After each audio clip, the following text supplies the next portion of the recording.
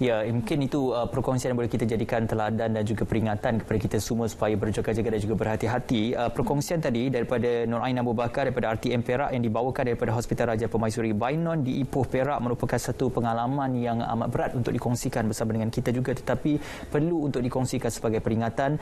Juga tadi kita bersama dengan Dr. Siti Rohaya Sulaiman, Doktor Pakar Anestesiologi yang juga bertugas di Hospital Raja Permaisuri Bainon di Ipoh Perak, dan juga jururawat yang turut membantu, dan juga beberapa pesakit dan sempat ditemu bual oleh Nur Ain Abu Bakar dari RTM Perak. Terima kasih atas perkongsian dan juga pakej yang disediakan sebagai peringatan kita bersama. Ya, ingin juga saya kongsikan bersama dengan anda. Semalam jumlah kematian yang dicatatkan ialah sebanyak 135, dan daripada 135 itu mereka yang mempunyai masalah komorbiditi ialah sebanyak 104 sebenarnya.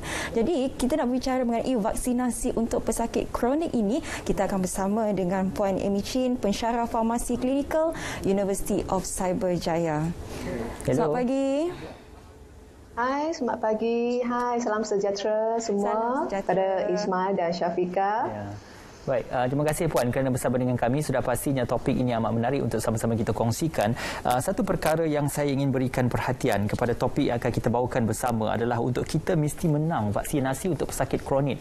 Dalam pakej yang kita bawakan tadi disebutkan oleh pakar anestesiologi adalah mereka yang dikategorikan sebagai mempunyai penyakit komorbid seperti kencing manis, darah tinggi, penyakit pinggang dan sebagainya, mempunyai risiko untuk mendapat jangkitan yang lebih parah dan juga untuk risiko kematian yang lebih tinggi. Dalam perihal ini, bagaimana pula untuk vaksinasi bagi pesakit kronik? Kerana ada yang risau tentang vaksin yang mungkin inactivated vaksin yang digunakan kepada pesakit-pesakit kronik ini. Apa penjelasan yang mungkin boleh dikongsikan oleh Puan sebagai mukadimah pada pagi ini, Puan? Okey, terima kasih Ismail. Sebenarnya tujuan Amy pada hari ini, pagi ini ialah untuk mendorong masyarakat Malaysia ni supaya terutamanya yang golongan yang berpenyakit kronik ini untuk mendapatkan vaksinasi secepat mungkin. So untuk Malaysia, untuk pengetahuan semua, kita dah berada dalam fasa kedua program vaksinasi ini, dan ada tempat-tempat yang telah memulakan fasa ketiga. So tujuan ini kita nak memastikan dalam fasa 2 ini semua warga emas yang berumur lebih daripada 60 tahun dan mempunyai penyakit-penyakit kronik ataupun komorbiditi ini mendapatkan vaksinasi secepat mungkin. So berdasarkan soalan daripada Ismail tadi, semua penyakit kronik ini sebenarnya dia ada beza dengan penyakit kritikal. Ya, mungkin ada yang tak faham sangat antara perbezaan ini, tapi ini cuba terangkan sedikit ya.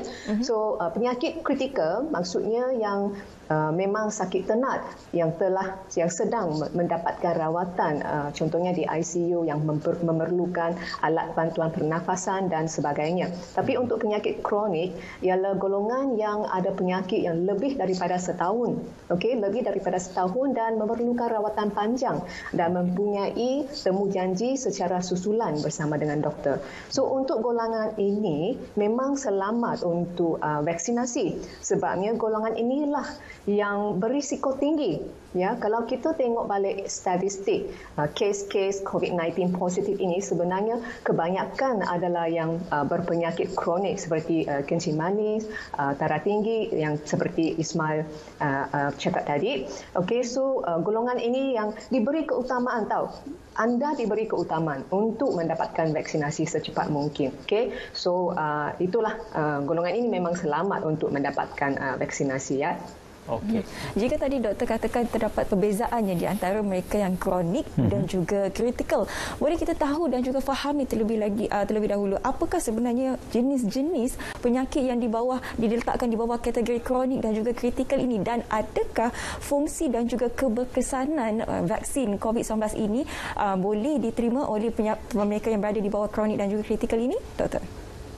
Okey, Syafiqah. Ya, contoh-contoh penyakit kronik ini termasuklah penyakit darah tinggi, kencing manis, penyakit jantung, penyakit ginjal, termasuk yang sedang menjalani dialisis ya, pencucian buah pinggang, golongan yang immunocompromised ataupun golongan yang sedang mengambil ubat untuk mengawal sistem imun, dan termasuk juga yang menghidapi kanser. Semua ini golongan merupakan golongan yang mempunyai penyakit kronik. Okey, so untuk ibu-ibu yang mengandung dan menyusu, walaupun dia orang bukan golongan yang berpenyakit kronik pun turut diberi keutamaan untuk mendapatkan vaksinasi.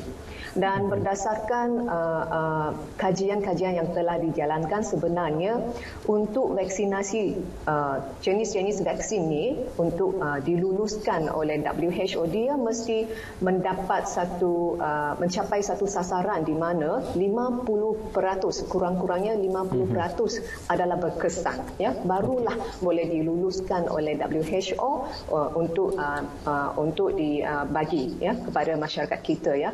So keberkesanan ini vaksin-vaksin ada banyak jenis kan, kat Malaysia ni dah ada 5 jenis, ya. So keberkesanan dalam penyakit kronik ni memang telah dibuktikan oleh kajian-kajian. Jadi tuan-tuan dan puan-puan tak payah risau sangat, ya. So yang belum berdaftar, cepat-cepat mendaftar, minta anak-anak untuk tolongkan mendaftar, dan yang belum, sabarlah, tunggu appointment. Lepas dapat dah tarik appointment tu, mesti kena confirmkan. Okey? Okey.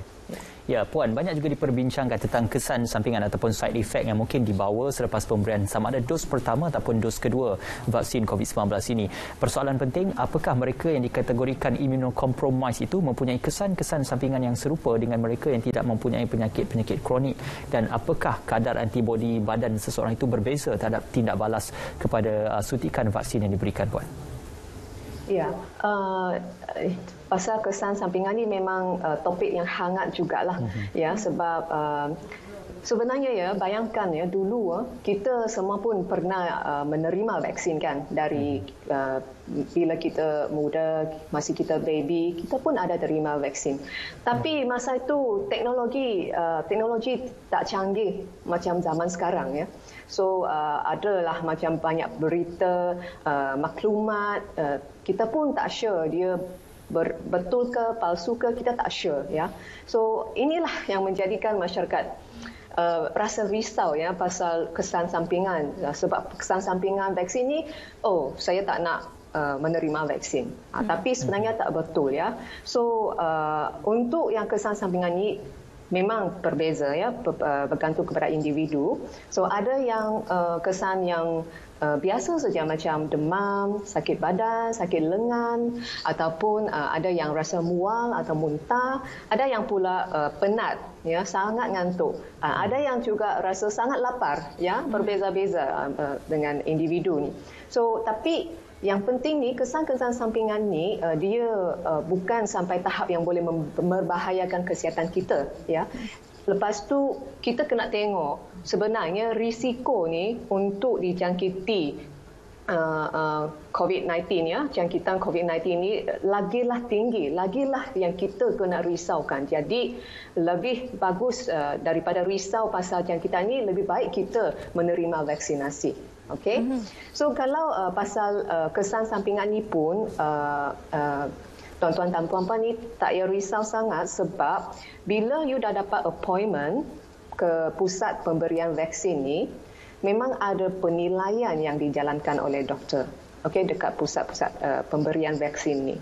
So untuk pesakit yang mempunyai penyakit kronik ni, biasanya tak perlu apa-apa penilaian, ya, kecuali you ada condition ataupun gejala yang berisiko tinggi, lepas tu you boleh merujuk kepada doktor yang merawat, ya. Doktor yang merawat tu untuk menjalani penilaian yang sesuai, okey.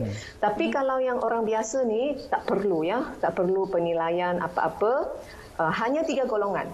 3 golongan ni yang memerlukan penilaian sebelum vaksinasi, iaitu kumpulan yang immunocompromised, ya, immunocompromised ataupun sedang mengambil ubat untuk mengawal sistem imun, dan golongan yang pernah mendapat kesan alahan yang teruk ataupun anaphylactic shock, ya, di mana kesan alahan tu sangat teruk sampai ada bengkak mulut, bengkak mata, semua tu, okey. Dan satu golongan lagi ialah orang yang memang ada masalah kesihatan yang special, ya. So macam yang terima ubat antikoagulan, contohnya warfarin, di mana risiko untuk pendarahan adalah tinggi ya compared to golongan yang biasa. So 3 golongan ini yang memerlukan penilaian ya dekat pusat pemberian vaksin. Okey.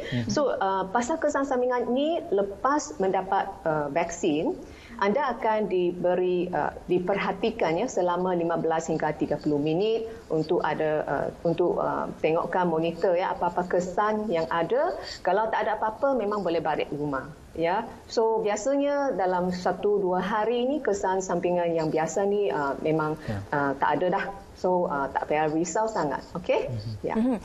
Baik Puan, bila kita bercakap mengenai kesan sampingan dan juga 3 golongan tadi tu, kita alih sedikit perhatian kita di mana dalam program vaksin ataupun imunisasi COVID-19 kebangsaan ini telah pun menarik perhatian ramai golongan sebenarnya, khususnya kepada mereka yang telah pun berusia lebih daripada 100 tahun dan juga ke atas. Jadi bagaimana sebenarnya mereka yang sudah berusia ini, penerimaan badan mereka terhadap vaksin ini bagaimana sebenarnya Puan? Sebenarnya untuk keberkesanan vaksin ataupun kesan sampingan vaksin, macam saya kata, memang bergantung kepada individu. Dan beberapa faktor kita boleh lihat yang akan menjejaskan keberkesanan ataupun kesan sampingan vaksin ni. Contohnya umur, sejarah imunisasi, sejarah vaksinasi dulu, keadaan kesihatan ya, contoh ada yang immune compromise ataupun ada yang penyakit comorbidity, kegemukan, semua ni memang akan menjejaskan keberkesanan vaksin ya. Tapi kalau berbanding dengan tak ada vaksin, memang kita boleh tengok semua COVID-19, pesakit COVID-19 yang berada di ICU tengah sakit ternak ni memang semua tak pernah divaksinkan. Ya, so ini yang poin yang sangat-sangat penting untuk kita fahami ya. So memang kena menerima vaksin ni ya. Okey. Puan, dalam kita menilai kepada pemberian vaksin itu sudah pasti dengan varian-varian baru yang hadir ketika ini adalah telah pun menyebabkan persoalan penting. Apakah vaksin yang diberikan ketika ini boleh memberikan perlindungan menyeluruh kepada varian-varian yang hadir? Kalau ketika ini kita melihat ada 3 varian yang utama yang sudah pun berada di Malaysia. Jadi bagaimana kita melihat pemberian vaksin ini boleh memberi perlindungan yang menyeluruh, dan apakah cadangan untuk memberikan 3 dos suntikan selepas ini dikira sebagai rasional dan bermunasabah untuk kita melihat perlindungan kepada varian baru ini, Puan? Ini soalan memang susah sikit ya, sebab setakat ini berdasarkan data-data kajian kita ni, memang keberkesanan vaksin ni dari 50% hingga 90%. Tapi kita tak boleh sebab ini virus ni dia sedang mutation kan, dia sedang ada varian yang baru. Kita tak boleh nak cakap sangat okey. Yang setakat ini yang kita tahu yang berkesanan memang 50 hingga 90%. Ini yang betul-betul ada dalam kajian kita. So yang penting ialah kita kena mencapai herd immunity ya. Immunity kelompok ini sangat-sangat penting, sebab kalau bayangkan ya, kalau vaksin belum keluar ya, vaksin belum ada sampai tahap ini, sudah 1 tahun lebih ya jangkitan COVID-19 ini berleluasa di seluruh negara, seluruh dunia ni. Sekiranya sekarang pun belum dapat vaksin, saya tak dapat bayangkan apa keadaan yang akan berlaku ya. So nampaklah kita punya pegawai kesihatan pun setiap hari berusaha berjuang untuk semua orang untuk mengubati pesakit-pesakit COVID ini pun kita nampak pun kita sangat susah hati kan. So saya betul-betul mendorong ya, kita janganlah fokus sangat pada statistik harian ini, sebab ini yang membimbangkan kita. Ya, betul, dia membimbangkan kita. Berita tentang kesan sampingan pasal varian virus ni, banyak yang varian baru ini, itu pun membimbangkan kita. Tapi cubalah kita distract sikit ya, jangan fokus pada yang tu. Kita fokus apa yang kita perlu buat. Apa yang kita perlu buat sebagai masyarakat yang bertanggungjawab untuk cuba melengkapkan fasa 2 program vaksinasi ini secepat mungkin ya. Itulah solution ya, cara yang terbaik untuk menangani jangkitan COVID-19 ini. Ya. Jika tadi Ismail bertanyakan kepada Puan Amy cadangan untuk adanya suntikan booster ataupun tambahan ini, bagaimana pula Puan melihat selaku pensyarah farmasi klinikal apabila ada cadangan untuk mendapatkan suntikan vaksin daripada dua jenama yang berbeza? Bagaimana Puan? Ya, ini pun topik yang hangat juga. Sebenarnya untuk sesetengah orang untuk Malaysia ni setakat ini, apa yang kita perhatikan, kita memang ada mengumpulkan data-data untuk kes-kes yang ada kesan yang berisiko tinggi ataupun kesan sampingan ataupun alahan ya. So untuk golongan ini ada yang dapat vaksin dos yang pertama ni dia mengalami kesan-kesan yang alahan ni. So dia tak sesuai untuk ambil jenis vaksin tersebut. Contohnya lah dos pertama dia ambil jenis Pfizer, okey? Dan dia dapat kesan alahan yang teruk. Jadi untuk pesakit ini, next dos yang kedua, dia akan ambil jenis vaksin yang lain, bukan Pfizer lagi. Okey? So sebab dia dah ada menunjukkan kesan sampingan terhadap yang Pfizer jenis vaksin tersebut. Okey? So untuk keadaan ini, setakat ini Malaysia praktis macam itu, ya. Kita berdasarkan data-data yang kita ada. Tapi setahu Amy, memang ada di negara-negara lain yang dah mulakan mix and match vaksin ni. Tapi setakat ini belum ada bukti kajian yang solid ya untuk bagi tahu okey percampuran vaksin jenis vaksin macam ni boleh meningkatkan lagi keberkesanan vaksin. Kita tunggu ya. Kita tunggu lagi banyak kajian dijalankan. Setahu saya dekat Oktober atau November memang ada kajian-kajian yang dah akan mengumumkan keputusannya lah. So kita tunggu, kita sabar je. Ambil yang mana ditawarkan. Yang ditawarkan itu adalah pilihan yang terbaik ya. Ya.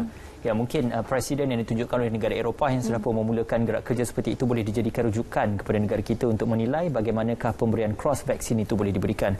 Puan, juga ada persoalan yang penting tentang apakah mereka yang sudah divaksin pertama boleh dijangkiti dengan COVID-19 semula dan apakah mereka yang sudah dijangkiti dan sudah divaksin boleh menjangkitkan virus itu kepada orang lain. Dalam kita menilai ada beberapa kes yang dilaporkan petugas kesihatan yang telah pun divaksin terjangkit dengan COVID-19 positif tetapi tidak menjangkitkan virus itu kepada orang lain. Jadi apa komen Puan terhadap keberkesanan vaksin dalam isu ini?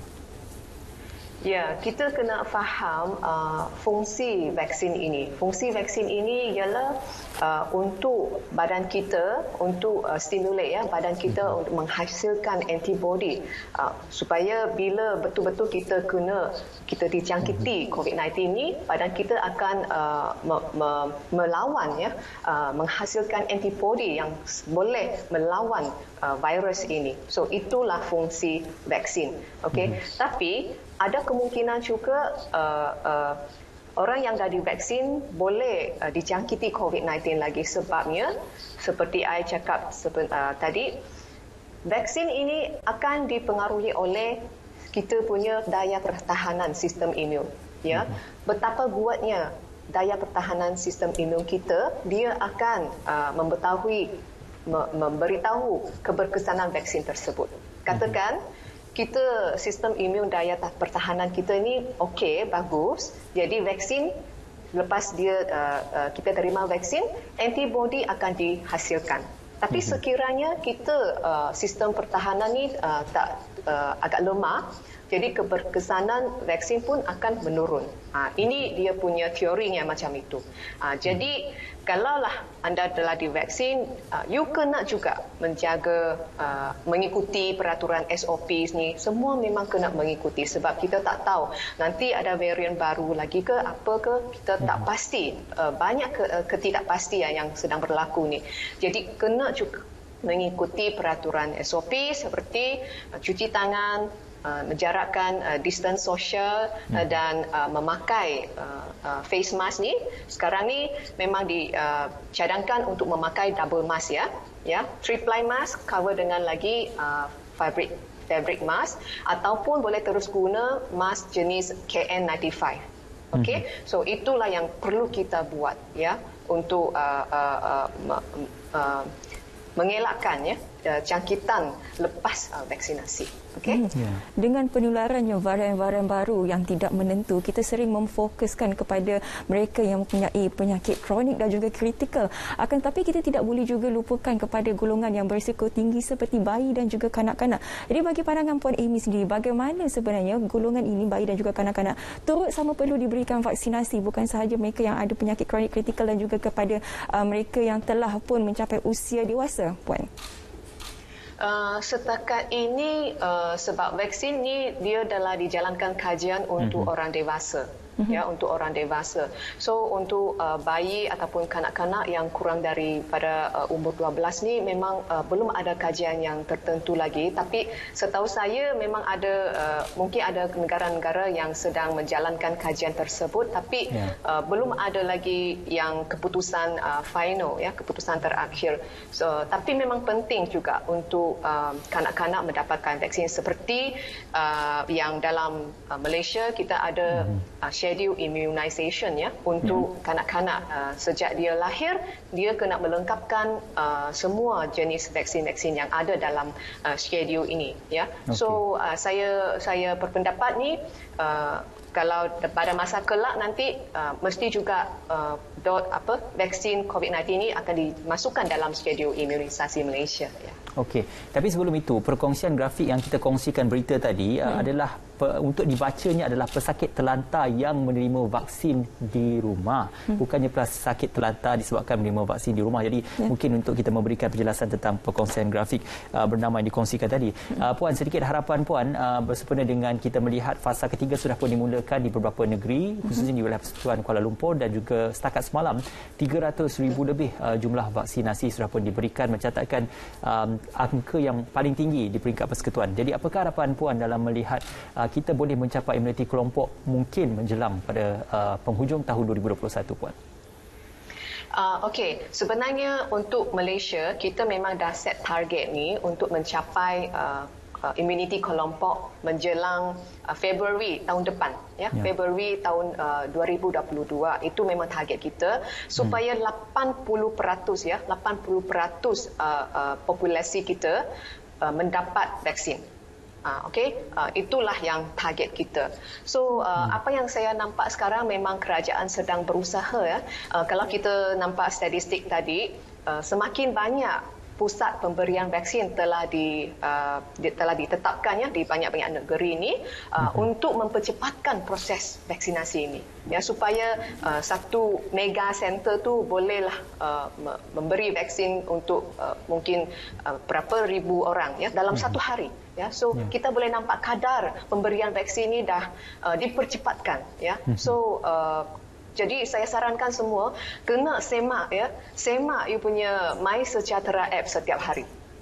Semak update status My Sejahtera app ni hari-hari, dan tengoklah semak bila tarik vaksinasi itu. Klik confirm appointment Klik confirm appointment dan pastikan mana tempat ataupun pusat pemberian vaksin tu. So bila dah dapat appointment ni, memang bersyukurlah dan ikutilah tarik dan masa yang ditentukan tu. Ya, terima kasih Puan. Itulah kita sama-sama mengharapkan agar program ini dapat dipercepatkan dan juga sokongan daripada rakyat juga untuk melengkapkan program imunisasi COVID-19. Terima kasih Puan Amy Chin, pensyarah farmasi klinikal di University of Cyberjaya, kerana bersama dengan kami pada pagi ini. InsyaAllah semasa ke semasa kita akan membawakan perkongsian bersama dengan Puan Amy juga. Terima kasih Puan. Apa yang paling penting sebenarnya, mereka di luar sana tidak perlulah memilih vaksin apa yang mereka hendak terima, kerana vaksin yang anda terima itulah yang paling terbaik, itu yang menurut kata Puan Amy sebentar tadi.